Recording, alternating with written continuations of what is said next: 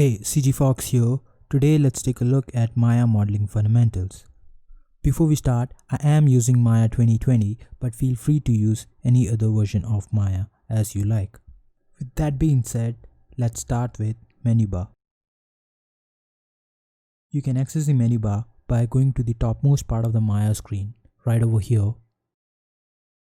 This row is called menu bar. This menu bar contains variety of menus and sub-menus depending on your specific needs. Before we go any further, I would like to inform there are two main types of menu in this menu bar. One is static menus and the other one is content sensitive menus. First, let's start with static menus. The first 7 menus, file, edit, create, select, display, window, these all are static menus. And rest of the menus are content sensitive menus. What does it mean? It basically means these menus depend on this button over here. This is also called a menu selector.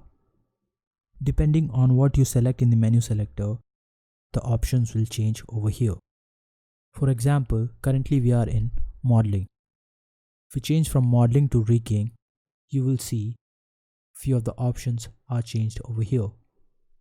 Same goes for animation, FX and rendering. For our purposes, we'll be staying in modeling. Next, let's take a look at status line. Right next to menu selector, you can find status line. Here you can find options related to scenes, different kinds of selections, different options related to joints and curves, few snapping options, symmetry options, options related to rendering, texturing, and light editor. Next, let's take a look at shelf. Right below the status line, you can find shelf. As the name suggests, here you can store any tools for your quick access, which will also increase your workflow.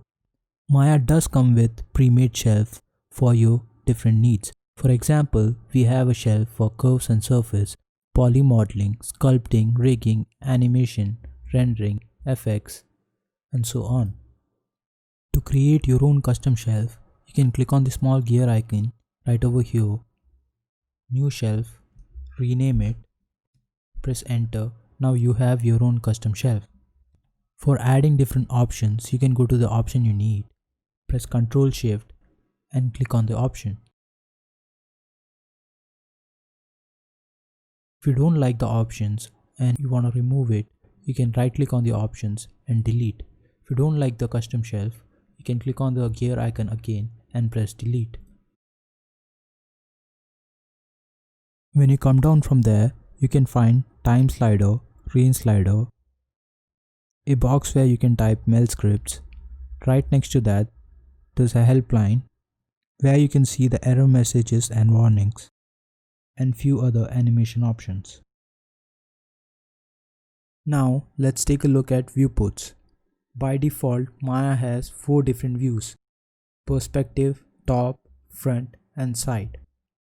If you don't like the layout of this viewport, you can go to the left side and change it.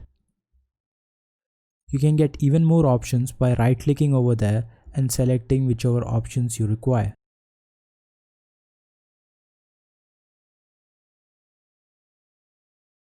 If you notice, there are few different options available on top of the viewports,